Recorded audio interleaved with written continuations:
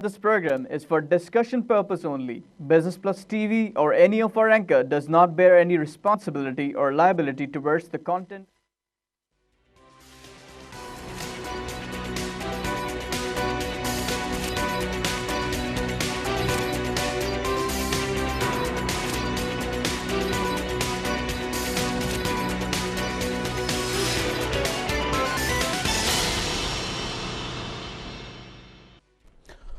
बिस्मिल्लाहिर्रहमानिर्रहीम। अस्सलाम वालेकुम नाज़रीन, प्रोग्राम फोकस ऑन न्यूज़ के साथ मैं हूं आपका मेज़बान राजा सुहेल। नाज़रीन, एक हफ़्ते का जो रिव्यू है मंडे से लेके आज जुमेरात के रोज़ का, उसके हवाले से आज के प्रोग्राम को डिज़ाइन किया गया और आज हम बात करेंगे हफ़्ते भर की अहम ख़बरों के हवाले से और शामिल करेंगे उन ख़बरों पर तबसरे और तज्ज़िये। सबसे पहले रवां हफ़्ते की सबसे बड़ी और अहम ख़बर 8 अगस्त की अगर नाज़रीन अगर हम बात करें तो कोयटा में एक अजीम और बड़ा सानिया हुआ और इस साने में सिविल अस्पताल में होने वाले खुदकुश धमाके में नाज़रीन जो है तकरीबन 72 से ज़ायद लोग जो हैं वो शहीद, जबकि 100 से ज़ायद अफराद जो हैं वो ज़ख्मी हो गए। और कोयटा में होने वाले सिविल हॉस्पिटल का जो सानिया हुआ अभी ख़त्म भी ना हुआ था, ऐसे में एक और अफसोसनाक ख़बर आज के रोज़ आई जब कोयटा में फेडरल शरीयत कोर्ट के जज ज़हूर शाह वानी के काफ़िले को रिमोट कंट्रोल बम से निशाना बनाया, जिसमें 14 अफराद ज़ख्मी हो गए। लेकिन खुदा का शुक्र है कि जो चीफ जस्टिस साहब थे वो इस वाक़े के हवाले से शरीयत कोर्ट के जो जज थे वो महफूज रहे इस वाक़े में। मुल्क में नाज़रीन एक दिहाई से जारी दहशतगर्दी की लहर और फिर 2014 में आर्मी पब्लिक स्कूल पर हमले के बाद वज़ीर आज़म ने एक 20 नुकाती मुसव्वदा नेशनल एक्शन प्लान के नाम से पेश किया, जो ताहाल अगर देखा जाए तो मुकम्मल तौर पर अमल दरामद का मुंतज़िर है। यकीनन उसके अंदर कुछ शिकें जो हैं उस पर बात भी हुई और कुछ पे काम भी हुआ, लेकिन बेशतर जो शिकें थी नेशनल एक्शन प्लान की उस पर काम ना हो सका। वज़ीर आज़म की ज़ेर सदारत एक अहम इजलास हुआ गुज़श्ता रोज़, जिसमें नेशनल एक्शन प्लान के हवाले से अमल दरामद पर बात की गई, जबकि आज भी वज़ीर आज़म की ज़ेर सदारत नेशनल एक्शन प्लान पर इजलास हुआ। इजलास में हुकूमती और अस्करी आला हुकाम ने शिरकत की। नेशनल एक्शन प्लान पर नाज़रीन अमल दरामद के लिए अब मॉनिटरिंग पॉलिसी जो टास्क फोर्स है, मॉनिटरिंग टास्क फोर्स, वो कायम करने का फ़ैसला किया गया है। सबसे गौरतलब बात यह है कि गुज़श्ता रोज़ जो है खुर्शीद शाह साहब ने कौमी असम्बली में खिताब करते हुए इसके हवाले से पॉइंट आउट किया था कि एक मॉनिटरिंग जो है कमेटी फॉर्म करनी चाहिए नेशनल एक्शन प्लान पर, जो इसके हवाले से नज़र रखेगी। लेकिन नाज़रीन एक अहम बात यहाँ पे ये भी है, एक फ़ोर्स हो या एक और कमेटी, शायद मुल्क में हज़ारों नहीं लाखों कमेटियाँ मुख्तलिफ़ इश्यूज़ के ऊपर हम बना चुके हैं, लेकिन किसी भी कमेटी का कोई नतीजा हमारे सामने नहीं। दूसरी तरफ आर्मी चीफ़ ने भी मुल्क भर में कॉम्बिंग ऑपरेशन का हुक्म दिया है और कहा है दहशतगर्द बलूचिस्तान का अमन ख़राब कर रहे हैं। असल में इक़्तिसादी राहदारी को निशाना बनाया गया है, ताहम उनका ये कहना था कि सूरत हाल को काबू पाने के लिए तमाम वसाइल बरूए कार लाए जाएंगे। आज के प्रोग्राम में एक अहम इशू के ऊपर हम बात करेंगे, क्या हकीकतन नेशनल एक्शन प्लान ही पाकिस्तान में अमन अमान की सूरत हाल बेहतर बनाने का वाहिद ज़रिया है। एतजाज़ एहसन साहब जो हैं पाकिस्तान पीपल्स पार्टी के सीनियर रहनुमा और मशहूर कानूनदान हैं, उनका कहना था कि वज़ारत दाखिला नेशनल एक्शन प्लान पर अमल दरामद कराने में नाकाम रही है। तमाम एजेंसियों की तवज्जो कोयटा और बलूचिस्तान होने के बावजूद 4 रोज़ बाद फिर कोयटा में आज जो है वो धमाका हो गया। उन्होंने ये भी कहा, सानिया कोयटा के ज़ख्मियों से बातचीत करने के बाद, अयादत करने के बाद मीडिया से बातचीत करते हुए उन्होंने कहा कि कोयटा में होने वाला खुदकुश धमाका इंटेलिजेंस की नाकामी है। हम सब ने मिलकर नेशनल एक्शन प्लान मुरतब किया और नेशनल एक्शन प्लान के तहत नेक्टा को फ़ाल होना था, इस पर ताहाल जो है अमल दरामद नहीं हो सका। सबसे अहम पॉइंट जो है नाज़रीन अगर नेशनल एक्शन प्लान पर देखा जाए तो नेक्टा को फ़ाल करने के हवाले से था। कोयटा में आए रोज़ धमाके हो जाने का मतलब यही है कि नेशनल एक्शन प्लान पर अमल दरामद नहीं हो रहा, और शायद अगर ये होता तो इस तरह के वाक़यात मुस्तक़बिल में ना होते। नेशनल एक्शन प्लान कितना अहम है आज के प्रोग्राम में बात करेंगे। दूसरी सबसे बड़ी और अहम खबर कराची के हवाले से रही, जहां सुप्रीम कोर्ट कराची रजिस्ट्री में कराची बदअमनी केस की समाअत हुई।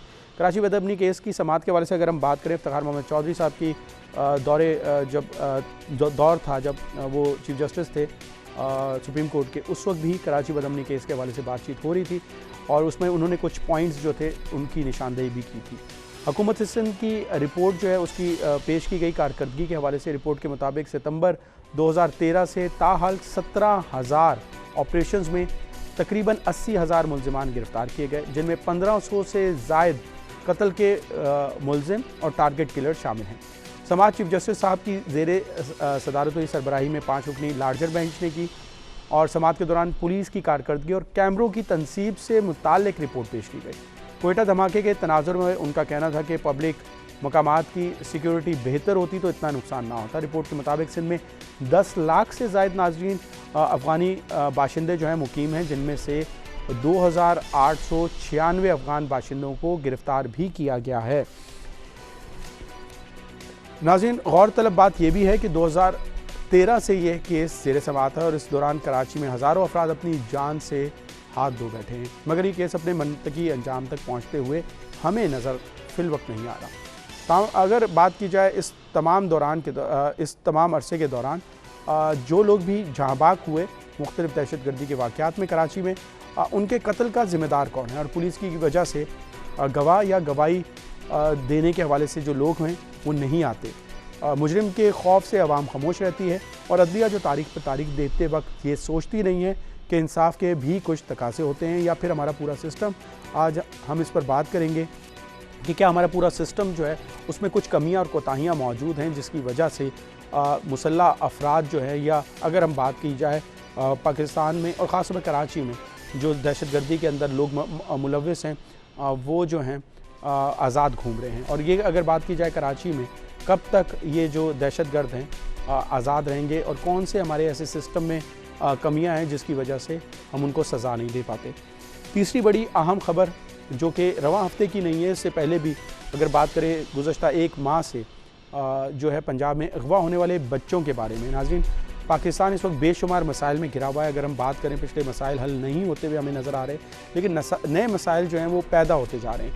कलअदम तंजीमें हों या दहशतगर्द एक बार फिर पाकिस्तान भर में जो है वो सर उठाते हुए हमें नज़र आ रहे हैं। देखते देखते चंद रोज़ में 10 से 15 साल की बच्चों की उम्र के जो हैं बच्चे एक बड़ी तादाद में पंजाब भर से अगवा हो रहे हैं। गुज़श्ता 5 माह में तकरीबन 700 से ज़ायद बच्चे अगवा हो चुके हैं, जिनमें से 300 से ज़ायद बच्चे सिर्फ लाहौर से लापता हुए हैं। इस इंतहाई संगीन मामले पर हुकूमत घोड़े बेच के सो रही है। पंजाब में गुड गवर्नेंस का दावा करने वाली नून लीग की हुकूमत, क्या ये गुड गवर्नेंस है? उनसे हम ये पूछते हैं। किसी हुकूमती नुमाइंदे या खादिम आला ने इन बच्चों के गुस्सा को तसल्ली देकर इन्हें बाजियाबी की यकीन दहानी कराकर इनके गम को हल्का नहीं किया? क्यों? उल्टा आईजी पंजाब ने अपने एक बयान में कहा है कि बच्चों के अगवा का मसला कोई मसला नहीं है, क्योंकि ये बच्चे किसी साबिक वज़ीर आज़म या फिर किसी और बड़े हाई प्रोफाइल शख्स के औलाद नहीं हैं जो मुल्की फोर्सेस तमाम वसाइल बरूए कार लाते हैं इनकी खोज में लग जाएं।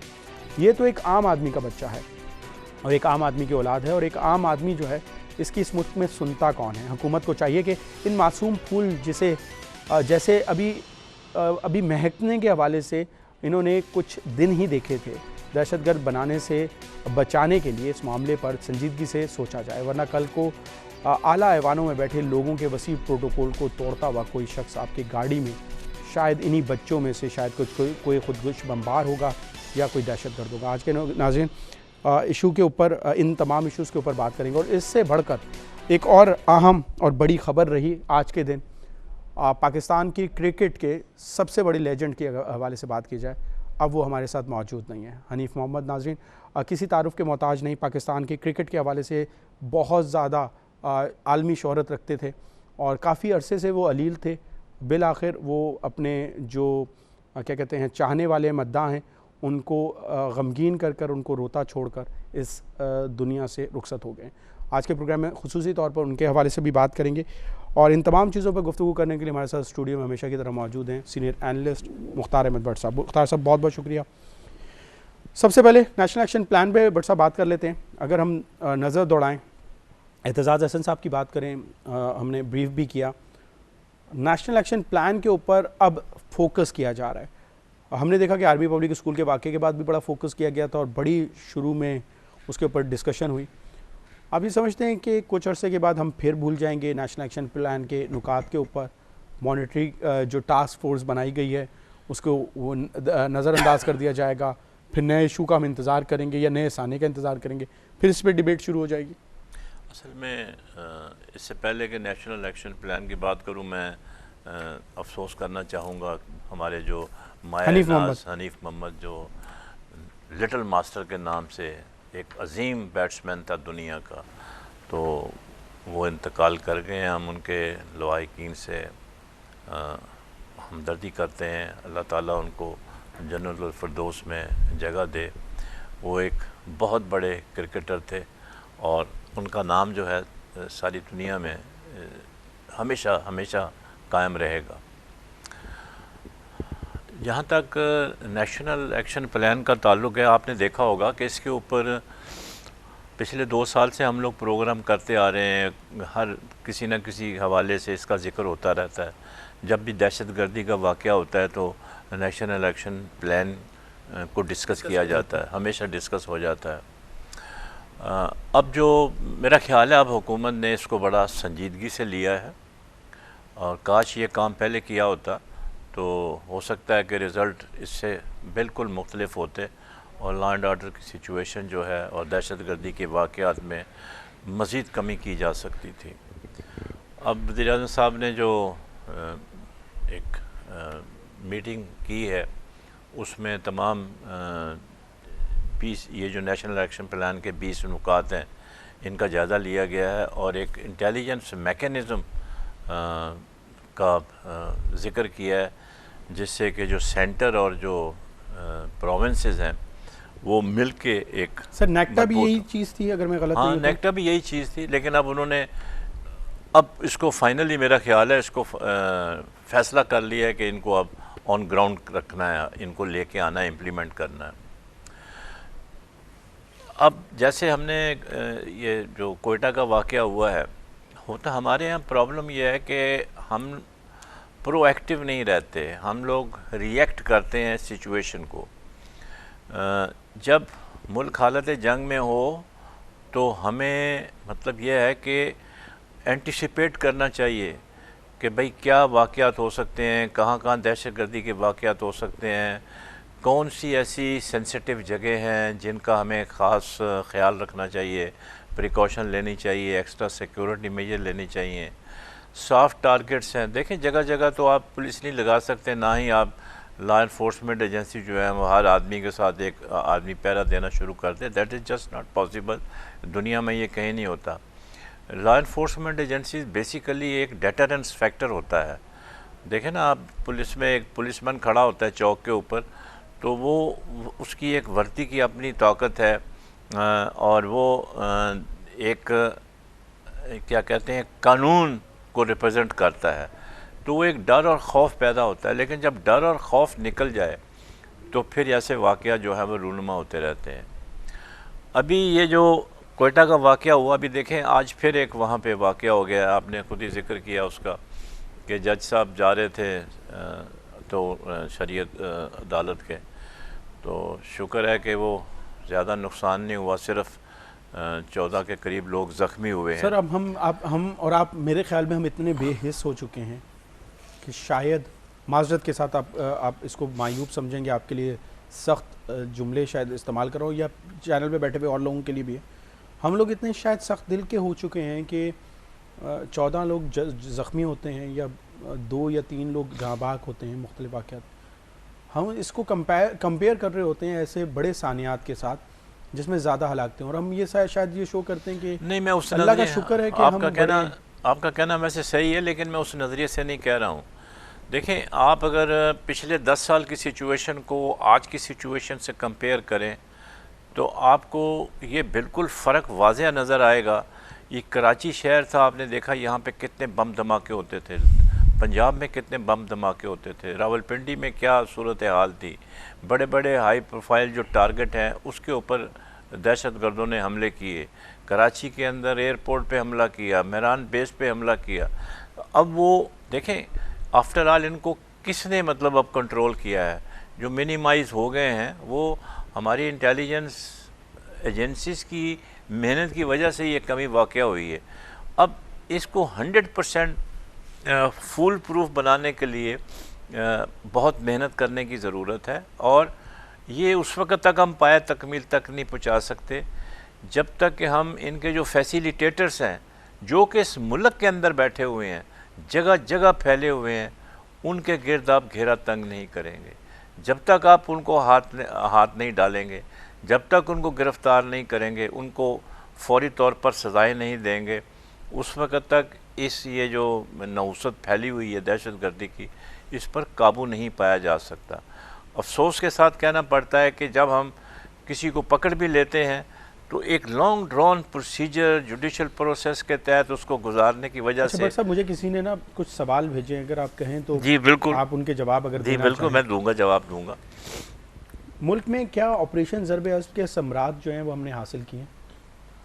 कंप्लीटली तो हासिल नहीं हुए, लेकिन 80% तक हम हासिल कर चुके हैं। आप किन्हें सम्राट कहते हैं? उसके इफ़ेक्ट्स देखें, मैं वही पूछना चाह रहा हूँ।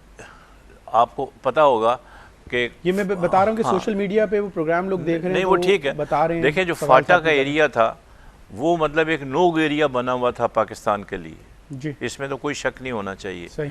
आज वहाँ पर मुकम्मल तौर पर अमन है और निकाल दिया गया। जिस तरह सवात में जब तक आर्मी मौजूद है वहाँ पे अमन है, और वजीरिस्तान में भी जब तक आर्मी मौजूद रहेगी अमन रहेगा। ये आपने बड़ा अच्छा वैलिड क्वेश्चन किया है। देखें होता क्या है कि फ़ौज जो है वो आपको क्लियरेंस दे सकती है, क्लियरेंस दे सकती है। जब वो एरिया क्लियर कर लेती है तो फिर सिविल एडमिनिस्ट्रेशन का काम है कि उसको टेक ओवर करे और अपना इंतज़ाम वहाँ पर लाए। बदकिस्मती से हम इस चीज़ में लैग कर रहे हैं और इसमें हमें नहीं समझ में आती कि हुकूमत को क्या परेशानी है। पहले भी तो एडमिनिस्ट्रेशन चल रही थी, देखे ना, जब ये ऑपरेशन, जब वार ऑन टेरर शुरू नहीं हुई तो यहाँ पे एक पॉलिटिकल सिस्टम मौजूद था, पॉलिटिकल एजेंट्स होते थे, सारा वो उनका हिसाब किताब था, उनके तहत चलते थे और कोई प्रॉब्लम नहीं था। It was most peaceful area. वो ठीक है, हालात बदल गए। लेकिन हमने अभी भी इंगेज किया हुआ है सवात में आर्मी को। नहीं, वो तो इसलिए इंगेज किया हुआ है कि आपकी सिविल एडमिनिस्ट्रेशन वहाँ पे अभी तक पहुँची नहीं है और पूरी तरह से उन्होंने सवालात काफ़ी हैं। जी हाँ, पाकिस्तान दुनिया की सबसे पावरफुल अगर इंटेलिजेंस एजेंसी की बात की जाए वो पाकिस्तान की है। जी जी, अगर मैं गलत नहीं हूँ तो। हाँ हाँ। हम कितने फ़ीसद हालात जो है कंट्रोल करने में दहशतगर्दी के हवाले से कामयाब? देखें ये जो इंटेलिजेंस जहाँ तक कंपैरिजन का ताल्लुक है वो तो अपनी जगह सही है, वर्ल्ड बेस्ट। हाँ, one of the best agencies of the world. तो वो, लेकिन इसमें एक चीज़ जो आपने देखनी है वो ये है कि अमेरिका जो था दुनिया का सबसे पावरफुल मुल्क है और आज भी है और पहले भी था, सही है ये बात। वहाँ पे आप देख लें कि उनके जहाज़ हाईजैक हुए और इतनी उनकी मजबूत सिक्योरिटी होती है कि बंदा पर नहीं मार सकता। आपकी मैं बात को बिल्कुल मानता हूँ, हाँ। लेकिन उसके बाद इस तरह का वाकया हुआ 2001 उसके के बाद से अभी भी फायरिंग तो वहाँ होती है। सर, 10-15 सर, आपने किस वाकये को किसके साथ जोड़ रहे? मैं दोनों जहाज को अगवा करके पेंटागन और नहीं, मैं सिर्फ ये बताना टावर पे मारने के हवाले से बात हो रही है। आपने जो वाकया के हवाले से जिक्र किया, सही है, मेरी बात सुने, मैं उसी पर आपके दोनों जवाब कवर करूंगा जो आपके सोशल मीडिया पे आए हैं। मैं ये कहना चाह रहा हूँ कि करोड़ों रुपया वो खर्च करते हैं और मोस्ट टॉप सीक्रेट उनकी मतलब सिस्टम है जो इंटेलिजेंस एजेंसीज हैं। तो वहाँ पर हाईजैकिंग हो गई और उनकी और उनके टावर्स मैंने माना, लेकिन मैंने आपको ये भी कहा तो अभी यहाँ पर देखें ना 100% सिक्योरिटी अरेंजमेंट्स आप दुनिया में कहीं भी नहीं देख सकते। अभी पूरा यूरोप अंडर थ्रेट है, आप देखें जगह जगह पर। आगे बढ़े सर, आगे बढ़े। पाकिस्तान के मौजूदा हालात का जिम्मेदार आप किसे ठहराते हैं? पूरी नेशन 20 करोड़ अवाम, इसलिए कि हम बुराई को देखते हैं और उसको दूर नहीं करते हैं। हम डाकुओं को देखते हैं चोरी करते हुए, उनके बारे में कुछ सदेबाब नहीं करते। हम अपने गैंग बनाते हैं, ऑपरेट करते हैं। हम अस्करी विंग बनाते हैं, लोगों को लूटते हैं, डराते हैं। मतलब यह है कि जब तक इस मुल्क में जो सबसे बड़ा कमी है पिछले 70 साल से, जो मेरी नाक़िस राय में, हो सकता है कि मुझसे लोग एग्री ना करें, यहाँ पे कानून की हुक्मरानी नहीं है। ना पहले थी, ना अब है, ना मुझे आइंदा इसकी कोई झलक नज़र आती है कि यहाँ पे कानून चलेगा।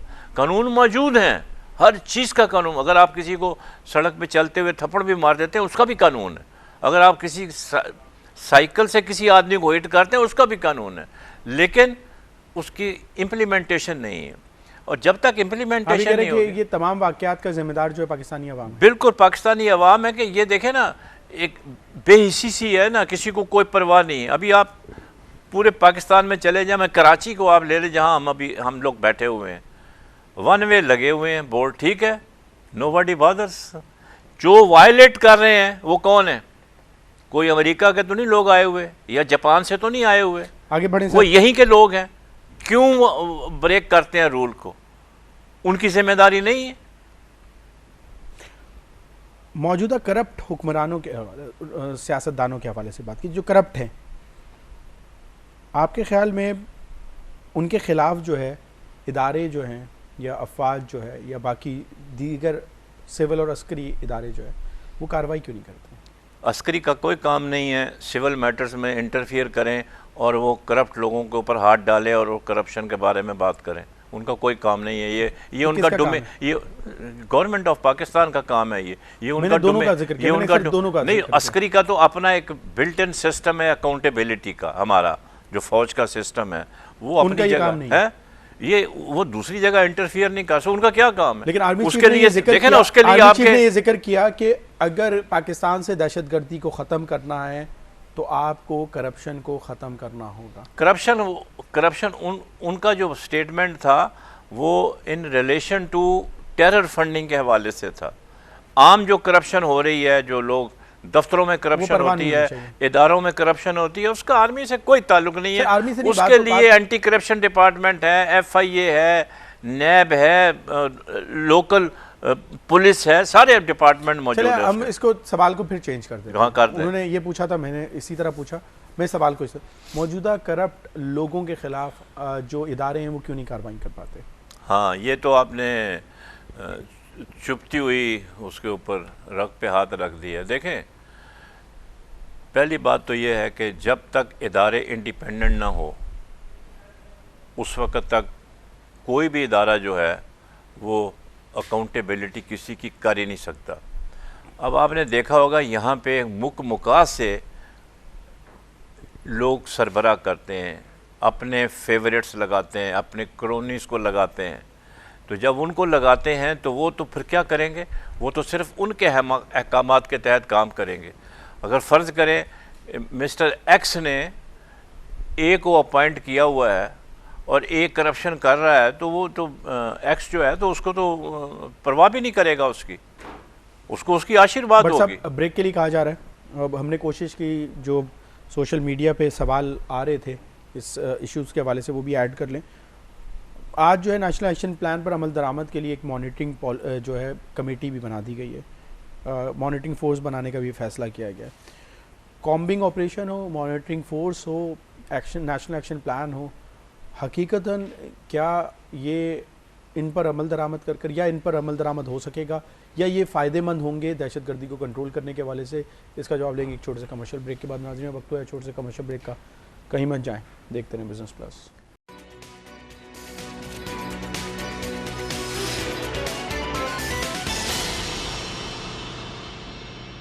वेलकम बैक नाज़रीन। ब्रेक पे जाने से पहले हफ्ते की अहम खबरों के ऊपर तबसरे जारी थे और हम बात कर रहे थे नेशनल एक्शन प्लान। अब अगर हम बात करें, शायद वक्त बहुत कम पड़ेगा जितनी भी बात की जाए नेशनल एक्शन प्लान या दहशतगर्दी या पाकिस्तान में अमन अमान की सूरत हाल की बेहतर बनाने के हवाले से। ब्रेक पे जाने से काबिल जो है बात की गई और सवाल पूछा गया था व्हाट्सएप से कि नेशनल एक्शन प्लान हो, कॉम्बिंग ऑपरेशन हो या नेशनल एक्शन प्लान के ऊपर मॉनिटरिंग फोर्स बनाने की बात की गई। क्या हकीकतन इन तमाम चीज़ों के करने से अमन अमान की सूरत हाल कदरे बेहतर हो सकती है? और ये जो सानियात हो रहे हैं पूरे पाकिस्तान में, इन पर या दहशतगर्दी के ऊपर काबू पाया जा सकता है? जी भट्ट साहब। ये नेशनल एक्शन प्लान ये 20 नुकात का है, आप 40 नुकात का भी ले आएँ तो ये एक ग्रेजुअल प्रोसेस है जिसमें कि तमाम पूरी कौम को एक साथ होकर इसका मुकाबला करना है। यानी कि जैसे मैंने पहले आपसे कहा कि आप कोई भी ये फुल प्रूफ अरेंजमेंट ऐसा नहीं हो सकता कि कोई वाक़या ना हो। ये वाक़यात होते रहेंगे, इनको सिर्फ आप ये है कि कंट्रोल करना है। और ये कंट्रोल करने का एक ही तरीका है कि जितनी हमारी सियासी जमातें हैं, दीनी हों या दूसरी हों, किसी किस्म की तंजीमें जो हैं, ये जब तक एक नहीं होंगी, एक पेज पर नहीं होंगी, एक सोच नहीं रखेंगे मुल्क के हवाले से, उस वक्त बट साहब, आप तक नहीं ये समझते वाकयात होते रहेंगे। माजरत के साथ अभी देखें ना, आप नहीं समझते जलसे, जुलूस, हड़तालें, सर सब धरने, कैंसिल हुई, सब कैंसिल हुई। माजरत में ये सारे- मैं इख्तलाफ करूंगा आप जरूर इख्तलाफ करें। आपके ख्याल में ये जब तक खत्म नहीं होंगे कुछ सुन नहीं तो हो लेना सकता। बट साहब सुन तो लें, आपके ख्याल में आप नहीं समझते कि तमाम सियासी जमातों ने मैंडेट दिया हुक्मरान जमात को, और तमाम एक पॉइंट पे मैंडेट इस क्या वक्त दिया? कोई कहते हैं हम अपने जमीर के खिलाफ नहीं वोट ना, दिया, खुर्शीद कोई- शाह साहब का कल का अगर हर आप एक के स्पीच सुने, reservation है। क्या खुर्शीद शाह साहब ने ये क्या- कहा हाँ। कि ये अकेली जो जंग है इसको कंट्रोल करना हुकूमत वक्त की जिम्मेदारी नहीं है, तमाम पाकिस्तानियों के ऊपर ये जिम्मेदारी मैं भी आयद तो होती यही है। कह रहा हूँ कि तो वो तो ये बात तो तमाम सियासतदान कह रहे हैं जिम्मेदारी सर, है। ये तो मैं कह रहा हूँ ये सियासतदान तमाम इस बात को मान रहे हैं और ऑन बोर्ड मौजूद हैं। शाह मोहम्मद कुरैशी साहब हों, इमरान खान साहब हों, ताहिर अल कादरी साहब हों, शेख रशीद साहब हों, किसी एक शख्स का आप नाम लें, किसी एक सियासतदान का नाम लें, वो हुकूमत के साथ मौजूद है और इस पर पॉइंट स्कोरिंग नहीं हो रही। माजरत के साथ में इसको तो मेरे ख्याल में एडमिट हम करना चाहिए। ज़रूर तनकीद की जा रही है एक दूसरे के बयानात के हवाले से, लेकिन इस पर तमाम मुत्तफ़िक हैं कि पूरे पाकिस्तान में अमन अमान की सूरत हाल को बेहतर बनाना चाहिए। तो अमली तौर पर क्या हो रहा है? आप बयान तो दे रहे हैं ना, अमली तौर पर आप क्या कर रहे हैं उसको आप देखें। अमली तौर पर तो नहीं हो रहा है इसका। हर एक अपनी अपनी बोली बोल रहा है, हर एक आदमी हुकूमत को क्रिटिसाइज़ कर रहा है, जबकि हुकूमत का साथ देना चाहिए। आप तनकीद करें, ज़रूर तनकीद करें, कोई आपको मना नहीं करता। हम सारा साल तनकीद करते रहते हैं, लेकिन उसका एक तनकीद करने का भी एक तरीका कार है। आप सिर्फ तनकीद ही करते रहेंगे। माजरत के साथ एक बात बताइएगा भट्ट साहब, एतजाज़ एहसन साहब ने जो चीज़ों का इन्होंने पॉइंट रेज़ किया, आप नहीं समझते कि वो वैलिड है? क्या रेज़ किया ज़रा? उन्होंने कहा कि नेशनल एक्शन प्लान पर अगर अमल दरामद किया जाता, नेक्टा को फाल किया जाता, जो कि ताहाल अमल दरामद एज ए अपोजिशन पार्टी इन्होंने 3 साल में क्या कंट्रीब्यूट किया है?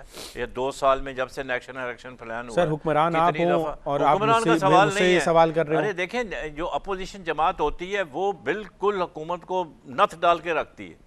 ये तो फ्रेंडली अपोजिशन है, हर काम में उनका साथ देते हैं। आप बातें क्या करते हैं? सिर्फ बयान के हद तक नहीं ये बात बनती है। फिर नेशनल एक्शन प्लान अगर काम नहीं हो रहा तो कोई रेजोल्यूशन मूव किया असम्बली में किसी मेंबर ने कि जी आपने 2 साल हो गए हैं, किसी ने किया मूव किया? किसी ने नहीं किया। इनका काम था ना अपोजिशन जमात का। खुर्शीद शाह साहब आते स्टेज के ऊपर, जब बन गया था 2 महीने के बाद शोर मचाना शुरू कर देते कि भाई कोई इसका इफेक्ट नहीं हो रहा है। इफेक्ट यही हुआ है कि आपने नॉर्थ वजीरिस्तान से तमाम टेररिस्ट ने उनको हटा दिया है, और आपको क्या चाहिए? आप ये तो लोकल जंग है आपस की इनकी। जो आपके जो फैसिलिटेटर्स हैं, जो फाइनेंसर्स हैं, जो बाहर से फॉरेन फंडिंग ले रहे हैं, उनके बारे में तो आप कोई नहीं बोलते। उनको पकड़ने के लिए कोई तैयार नहीं है। जिसको हाथ डालो वो जमहूरियत खतरे में पड़ जाती है, जिसको पकड़ो जमहूरियत डिरेल हो जाती है। इस तरह से थोड़ी नेशनल एक्शन प्लान पे अमल होगा। वक्त की कमी है, हमने 2 और अहम इश्यूज को भी डिस्कस करना है। आपके ख्याल में नेशनल एक्शन प्लान हो या अमन अमान की सूरत हाल को बेहतर बनाने के लिए कॉम्बिंग ऑपरेशन हो, आप क्या समझते हैं कि किस तरह अमन कायम किया जा सकता है? देखिए, अमन तो ये इसके लिए बहुत मेहनत करने की ज़रूरत है। जब नेशन डिवाइडेड हो, अभी देखें जो असेंबली में तकरीरें हुई हैं, हर एक को बोलने का हक़ है। हम भी तनकीद करते हैं, आप भी सवालात के ज़रिए तनकीद करते हैं। हमारा काम ये है टू पॉइंट आउट करना। हम ये चाहते हैं कि ये एक नेशनल इशू है, इसको सारी कौम ने मिल के इसको हल करना है। ये खाली सब एक चीज़ बताइएगा, मैं इसके ऊपर मंडे को प्रोग्राम भी करूंगा यकीनन। मैं आपसे ये जानना चाह रहा हूँ, क्या वजह है कि सियासतदान जो है वो इंटेलिजेंस एजेंसीज के ऊपर निशाना उनको बनाए तनकीद का, वो दुरुस्त है। सियासतदान जो है किसी भी अस्करी या सिविल इदारे को निशाना बनाए तनकीद का, वो दुरुस्त है। सियासतदान पाकिस्तान की तारीख के ऊपर डिस्कस करे और उसके ऊपर उंगली उठाए तो वो भी आपके ख्याल में दुरुस्त है।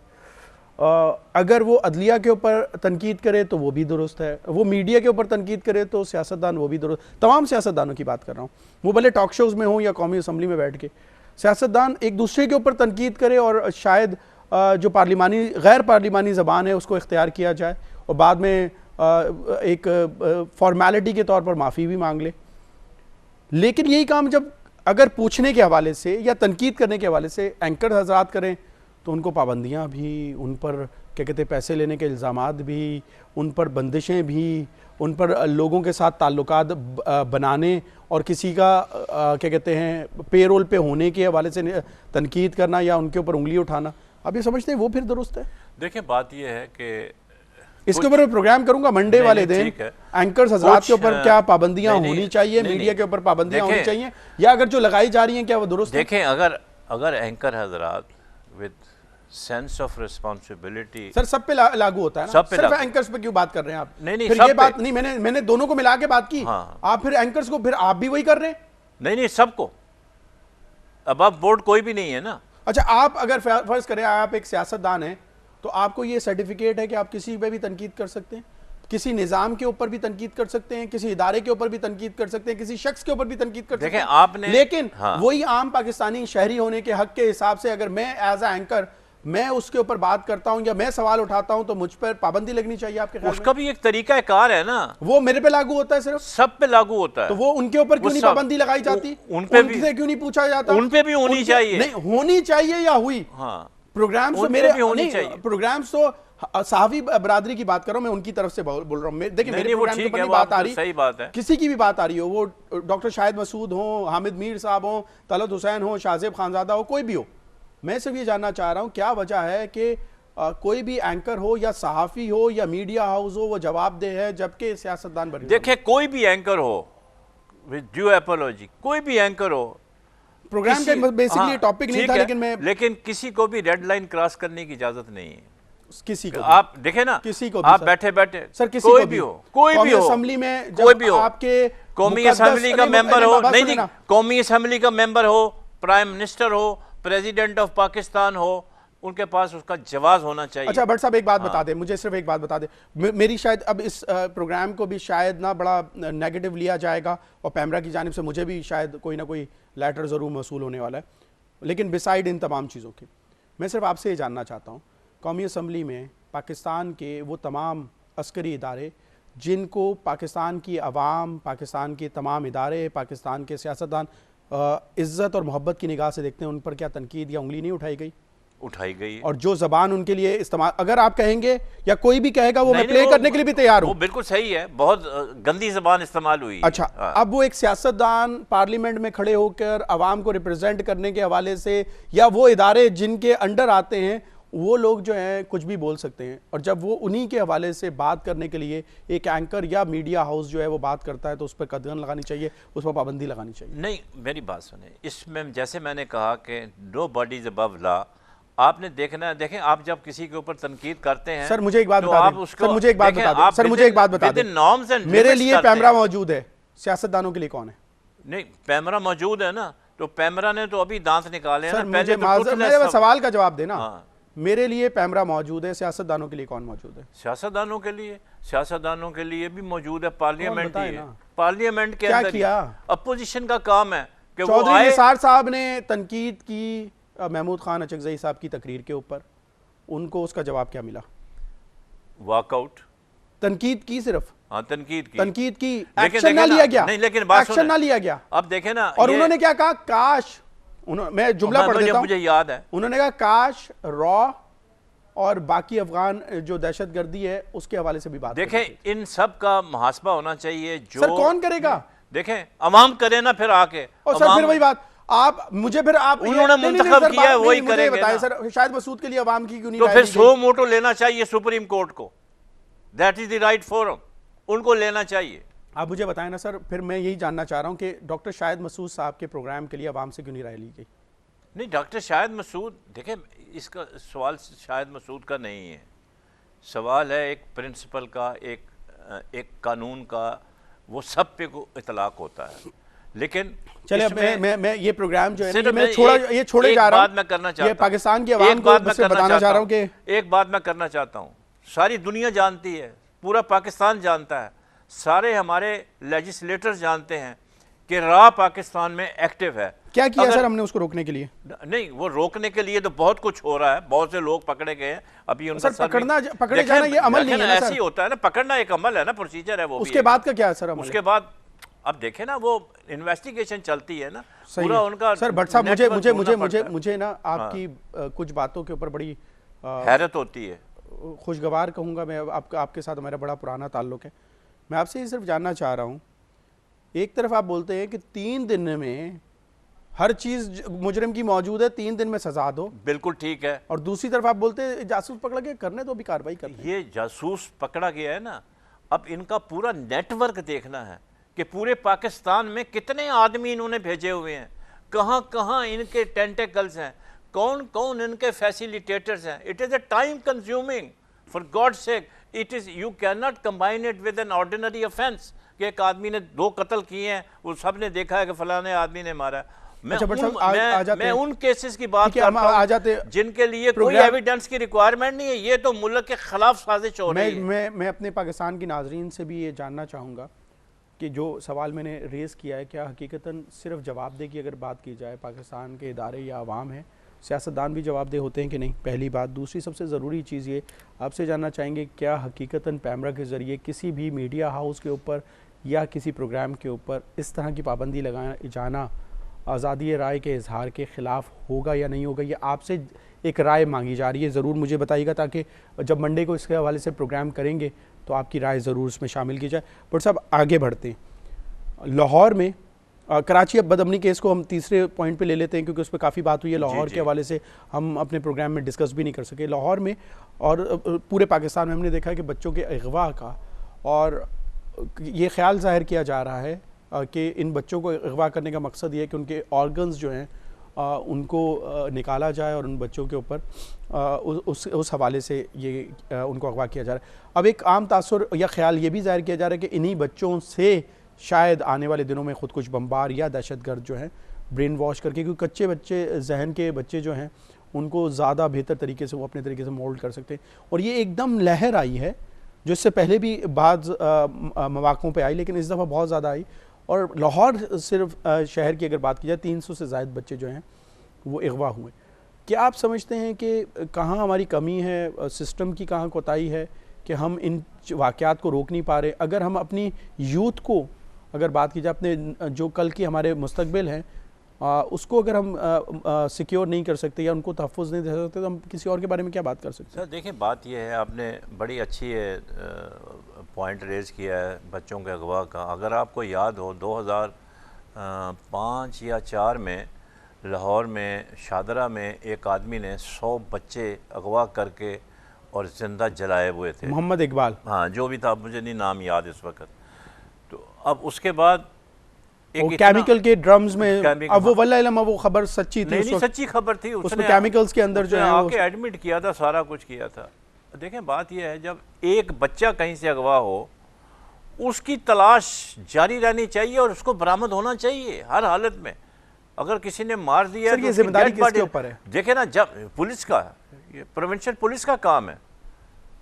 जब आप एक बच्चा गुम हो जाता है, भूल जाते हैं, माँ बाप परेशान हो जाते हैं, वो सिर्फ जाके थाने आके रिपोर्ट लिखा देते हैं, लेकिन पुलिस की जिम्मेदारी है कि वो बच्चा रिकवर करें, कहीं से भी करें, जिंदा करें या मरा हुआ करें। जब आप बट साहब वही किसी हाई ऑफिशियल का या किसी बड़े आदमी तो देखें ना, हम तो वही तो कह रहे हैं कि यहाँ पे कानून की हुक्मरानी नहीं है। आपके लिए कोई और कानून है, मेरे लिए कोई और कानून है, गरीब के लिए कोई कानून नहीं है। उसको जहाँ चाहे पकड़ के बंद कर दो। जनवरी 2016 से जून 2016 तक 652 बच्चे पंजाब भर से और 312 बच्चे जो हैं वो सिर्फ लाहौर से अगवा हुए।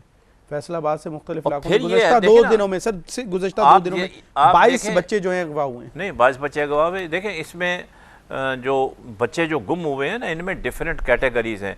कुछ बच्चे ऐसे होते हैं जो खुद भाग जाते हैं, कुछ बच्चे ऐसे होते हैं जो माँ बाप के डर की वजह से चले जाते हैं। 700 बच्चे, मैं उन बच्चों की बात कर रहा हूँ जो अगवा हो गए हैं और जिनका कोई अभी तक पता नहीं चला, उनकी रिकवरी होनी चाहिए। देखें, it is very dangerous trend. जैसे आपने शुरू में अपने इंट्रो में कहा है कि ये बच्चों का जहन छोटा होता है, कमज़ोर होता है, कच्चा जहन होता है। They can be converted into A suicide bombers. उनको मोटिवेट करके उनको जनाब आप इस्तेमाल कर सकते हैं। उनको क्या पता, जैकेट पहना दी, जाओ फलाने गाड़ी पे, बेटा ये ले जाओ वहाँ अखबार, वहाँ ये वहाँ पे चले जाओ, ये चीज़ दे के आ जाओ वहाँ पर।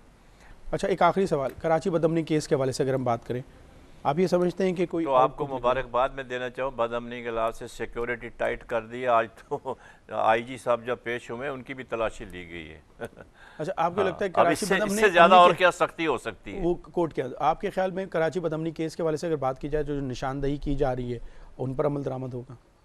बदअमनी केस तो आपको पता है कब से चल रहा है, इफ्तिखार मोहम्मद चौधरी साहब इफ्तिखार मोहम्मद चौधरी के ज़माने से। वही प्रॉब्लम आ जाती है, selective application of law, selective accountability. अरे भाई इस चीज़ से बाहर निकलें, इस चीज़ से बाहर निकलें। जब तक आप ये मेरा आदमी है, ये मेरे चाचे का बेटा है, ये मेरे मामे का भाई अभी है। मेरे पास सर वो सिक्योरिटी थ्रेड्स के हवाले से जो है वो नोटिफिकेशन आया 13, 14 और 15 को, जो है वो सीवियर किस्म का जो है सिक्योरिटी थ्रेड्स हैं, और उसमें कोई जाहिर है वो जश्न आज़ादी है, लोग मनाएंगे। मैं तो समझता हूँ कि इतने बड़े हादसे पर तकरीबात मनसूख कर ठीक है। बट साहब एक चीज़ ज़रूर मैं चाहूँगा कि आखिरी पॉइंट जो है वो आप उस पर आप ये कहना चाह रहे हैं, बच्चे अगवा हो रहे हैं तो घरों से हमें बच्चों को बाहर ना निकालना चाहिए, क्योंकि हम तहफ़्फ़ुज़ अपने बच्चों को नहीं दे सकते, तो हम बाहर खेलने के लिए भी ना जाने दें उनको। और जब इस तरह की दहशतगर्दी के वाक़यात हों या थ्रेटन हों मुख्तलिफ़ चीज़ों के वाले से, तो हम पाकिस्तान की आवाम हो या इदारे हों, हम मिलकर उस दहशतगर्दी को रोकने के लिए कोई काम ना कर सकते हों, लेकिन तकरीबात जो है वो ज़रूर मनसूख कर देनी चाहिए। तो हम अपने आप को मैसूर करके रख दें इस सिस्टम के तहत कि हम इन चीज़ों को कंट्रोल नहीं कर सकते और इनको हम संभाल नहीं सकते, और अपने बच्चों को भी रोकें बाहर खेलने से। मेरा मतलब गलत ले रहे हैं, मैं आपको नहीं आप नहीं, हर कोई यही कह रहा है ना। बट साहब सब ने कहा कि ये पंजाब हुकूमत जो है इस वक्त सोच रही है कि जो तकरीबात हो रही हैं वो सिक्योरिटी थ्रेट्स की वजह से ओपन जो जहाँ पे भी तकरीबात होनी है उसको मंसूख कर दी जाए, क्योंकि वो सिक्योरिटी थ्रेट्स हैं।